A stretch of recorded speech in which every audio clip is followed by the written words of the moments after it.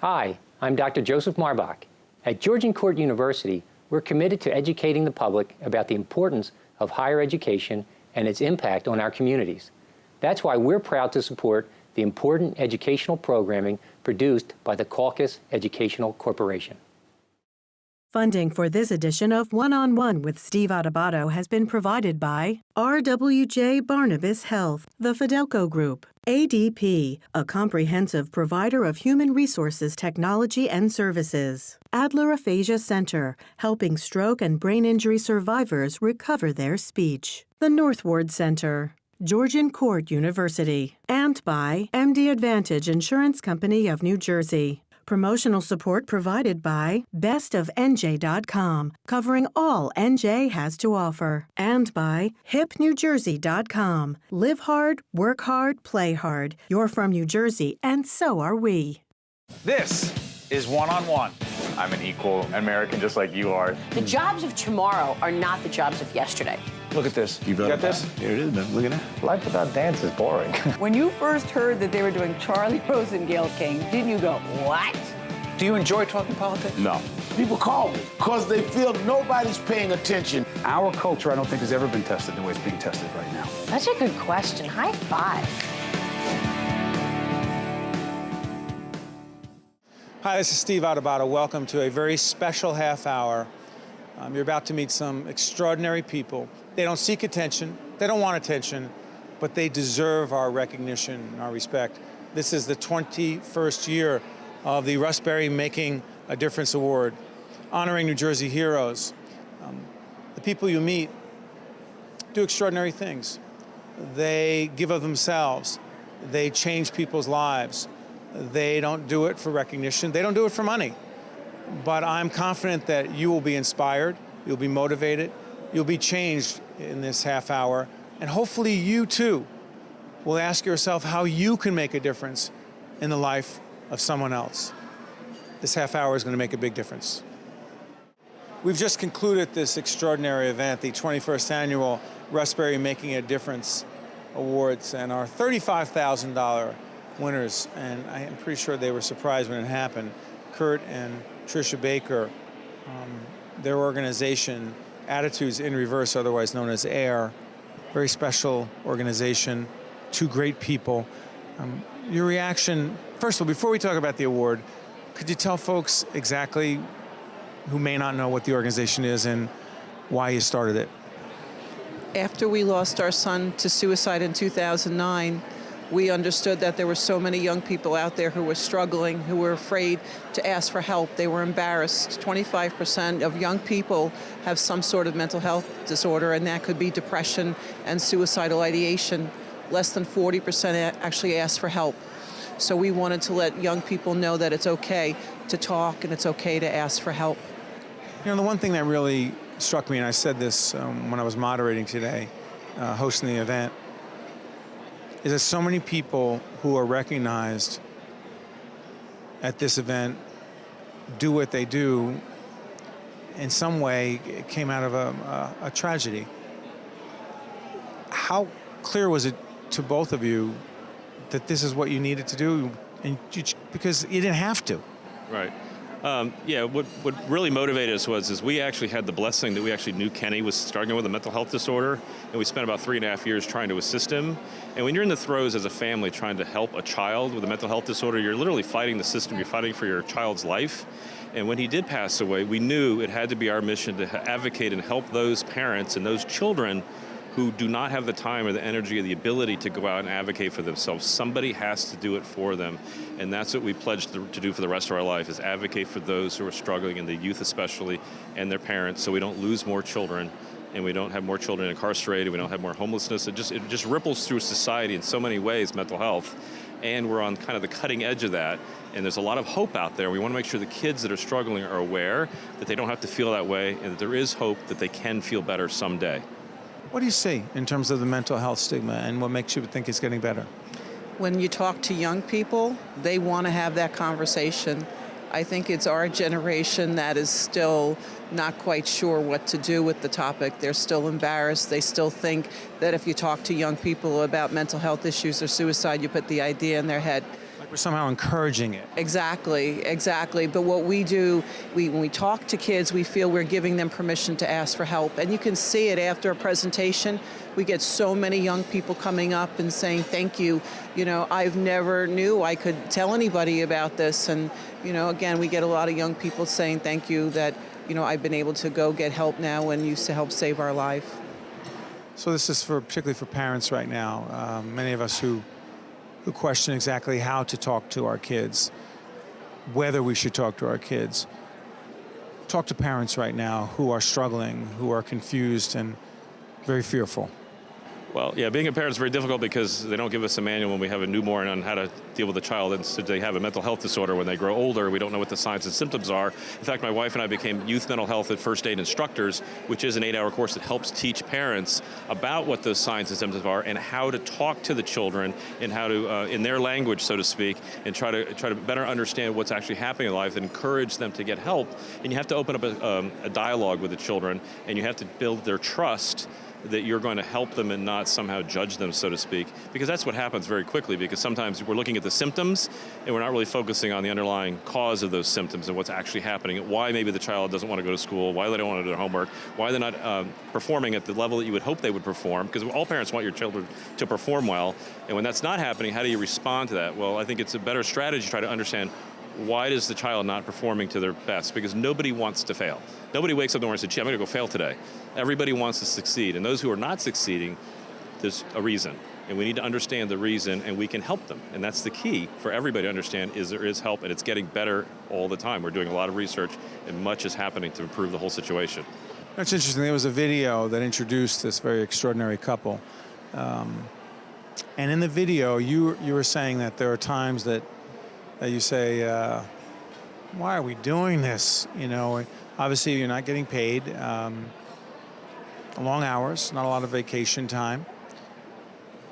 Today, what did it mean when your name was announced as the $35,000 winners? I don't know if I can find words to say what it meant. It's overwhelming. It's humbling. You know, because we're doing what we do just because it's something that needs to get done, and to be recognized it's just so humbling. And you know, it's an honor to be here with so many other wonderful people and to hear all their inspiring stories as well, and to be part of this group is just, again, there's no words, and I just want to be, you know, very grateful and say thank you to the Russ Berrie Foundation, because it's wonderful that they do this for people. It's just, it makes you feel a little bit more uplifting. So on those days when it's like, why do I do this again?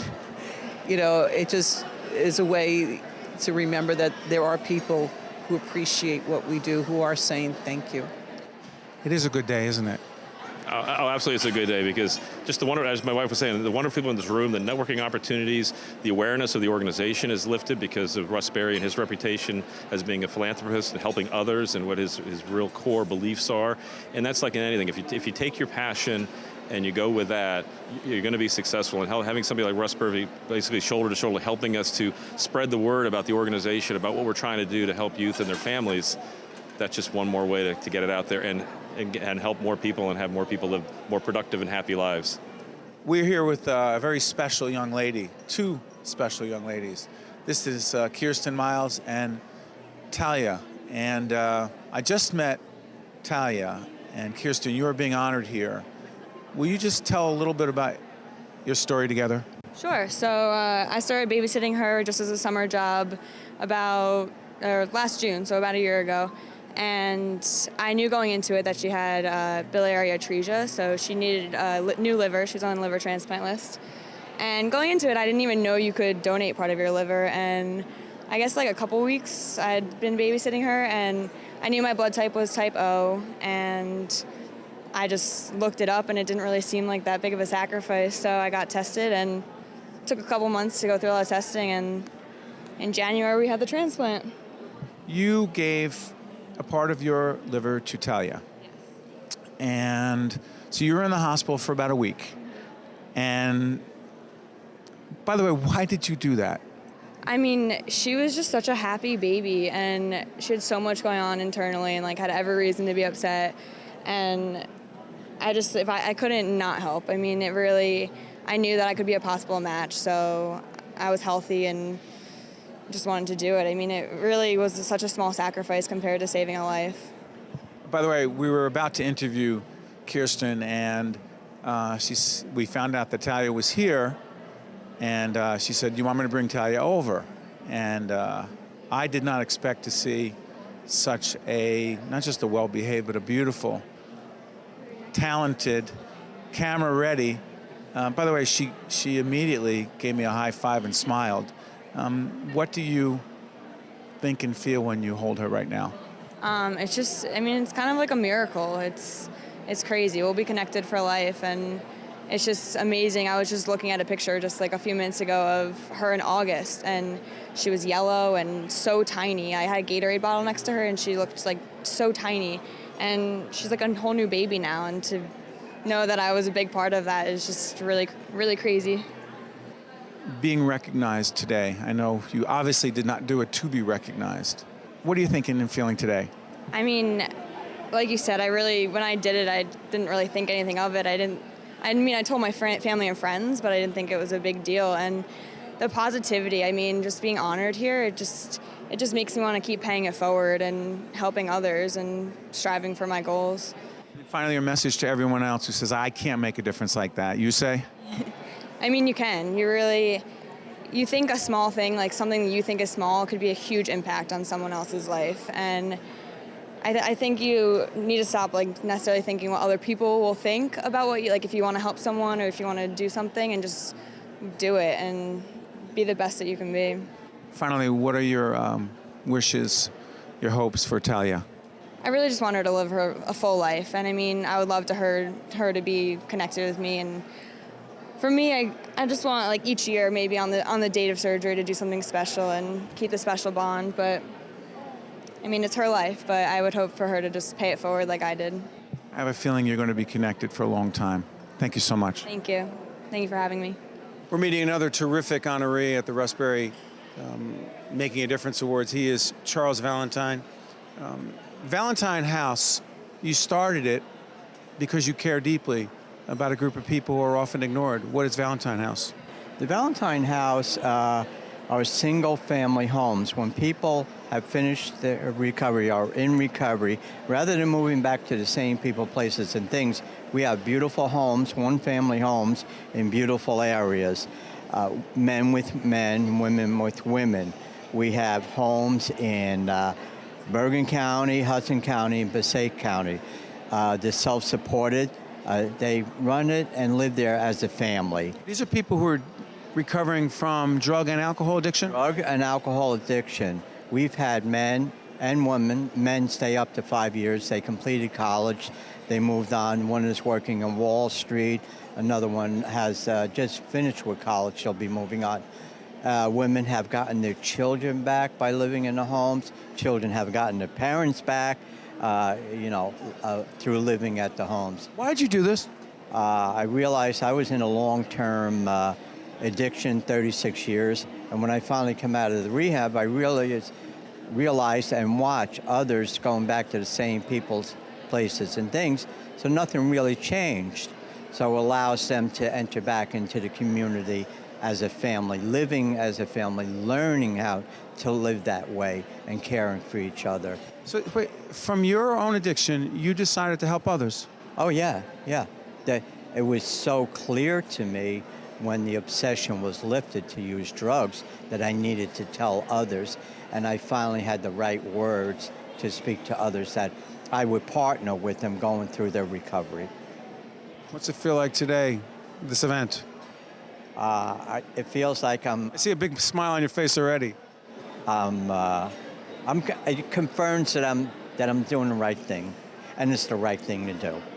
Coming out of that dark, ugly past that I lived in, to come to the other side of that, how dare me not help someone that's broken. Now I feel complete. After all these years of multiple businesses, 8 businesses I had at one time, and it just didn't have a direction. Now I feel like I have meaning and purpose. To watch more One-on-One with Steve Adubato, find us online and follow us on social media. I will say that we are honored and pleased to be introducing Brenda Antinore, the $25,000 Russ Berrie Making a Difference awardee. When your name was announced, and I was proud to be able to announce your name, what were you thinking and feeling?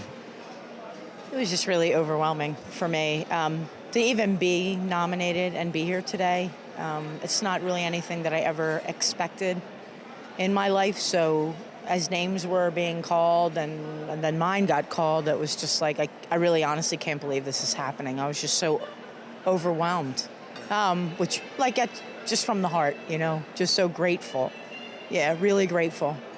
So the Make a Difference Awards that Russ and Angelica started with these other people so many years ago was dedicated to recognizing people who are doing extraordinary things. And your organization, Seeds of Hope, and She Has a Name. Let's talk about She Has a Name. She Has a Name is all about what? Because when I was watching that video about you, I mean, I was blown away. Describe it. The name, She Has a Name, is really significant because the ladies that we're blessed to really care for. In Camden, New Jersey. Camden, right on Broadway. We live on 1700 South Broadway. Are women who, came from our neighborhoods, who are someone's mother, someone's daughter, someone's sister, someone's friend, and have just lost their way in life and are hopeless, addicted. Most of the time, all the ladies we see, almost to a woman, are addicted to heroin and other drugs and just completely hopeless and resort to prostitution as a means to really, fuel their habit. And, we know the labels that, people like to assign in our world. And I think that was one of the most heartbreaking things, even from personal implosion, having a world and a career and a level of status, and then to implode personally, and then realize that nobody cared, nobody really wanted to. In your own life? In my own life, yeah. I was a high school health teacher. My husband was an attorney, and in the early 90s, we imploded and ended up in that same neighborhood. And to be honest with you, I wouldn't trade that for the world now. If you had asked me 25 years ago, we have 6 children, and I have a lot of grandchildren now, just to experience redemption through the kindness of one person. And I love that about just learning more about the award today, that, when everyone we knew in the world was heading for the hills, except for a few families. Running away from you. Oh, away from us, big time. This woman who lived behind us in this big neighborhood, 4 kids under 5, just started dropping kind, like, hey, if you ever want to talk, my house is always open to you. Or she would see me, and instead of pretending she didn't see me, she would try to engage me just in a general, not telling me what I needed to do, or didn't I know I should do this or that. And her example was so compelling. That level of kindness just really attracted me to her and really began the reroute of my life. And really to that day, and to this day, everything that the ministry really is involved in really is directly related to what we received. Talk about what you do for them in terms of help and services. Yeah, so we've had a 12-year street presence that really began just seeing these young women on Broadway. And I realized, I'm a mother. I have a almost 1-year-old daughter, and it was summer, it was hot. The girls were just dehydrated, and literally we drove back home. We lived in the suburbs in West Stepford. We loaded our coolers up. We drove back into town. My husband drove. There's no men involved in this part of the ministry.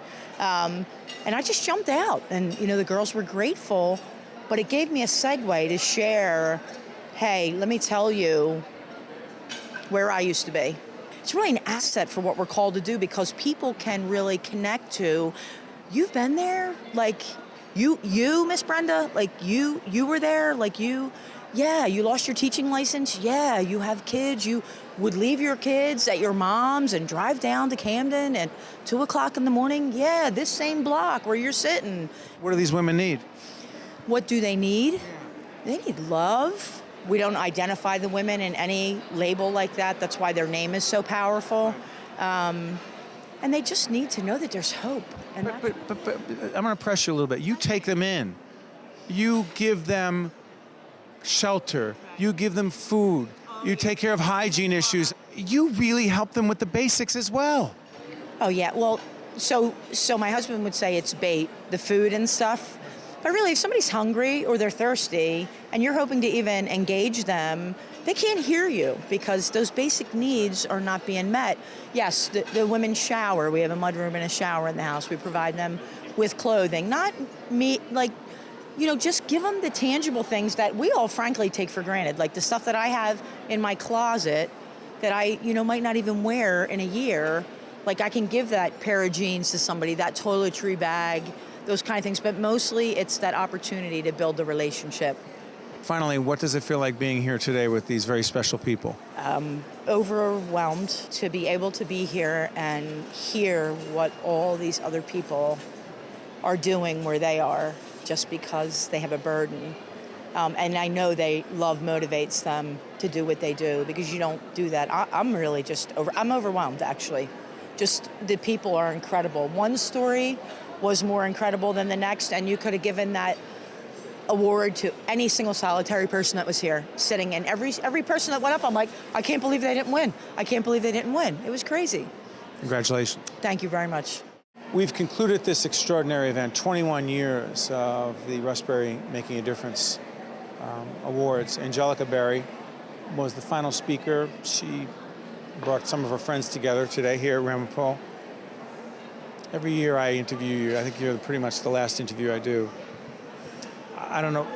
We were just saying to each other, I'll get right to the point with the question, I promise. I said to you on stage, we said to each other that somehow it gets even more meaningful every year. Why do you think that is? I think every year that you age, you feel more vulnerable, you know, and you understand what it's like to be vulnerable in a place where you don't have resources, and to know that there's all these people who are doing so much for someone who, but for the grace of God, we would be in those shoes, you know. So we are so lucky, and every year I think we feel that sense of gratitude for just being able to be here, to be alive, and to know that there's people like this doing such incredible things. That is it. I mean,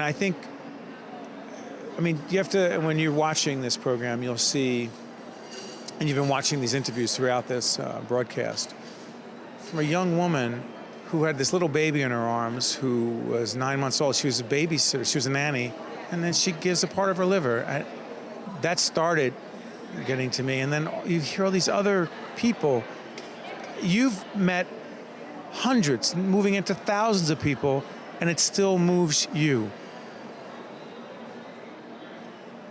I want to ask you this. How hard is it to pick the winners? Thank God I don't... There's a committee. Thank God I don't have to do it, because I think that every nominee is a winner. When you think about 2,900 people doing good, they all deserve it, you know? They all deserve some award. And just think that's only the tip of the iceberg in New Jersey. Think of all the others who don't even think that what they're doing is such a special big deal. And it is. It makes a difference even if only one person is affected.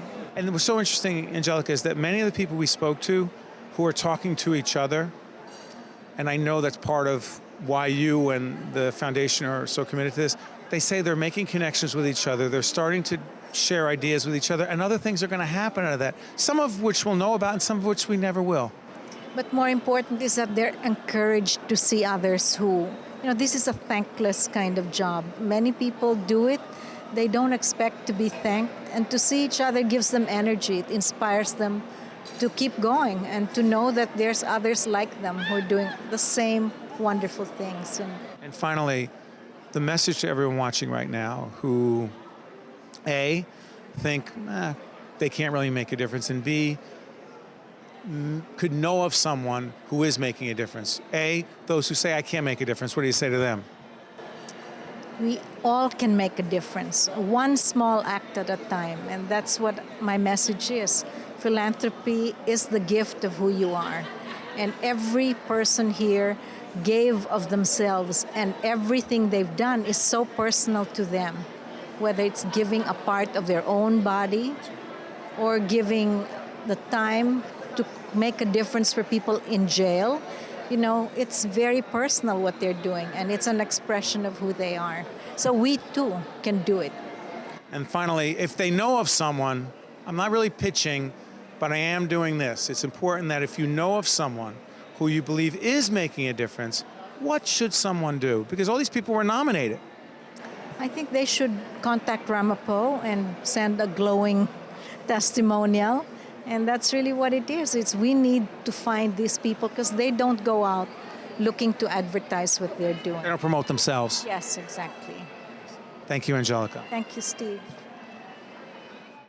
One-on-One with Steve Adubato has been a production of the Caucus Educational Corporation, celebrating over 25 years of broadcast excellence.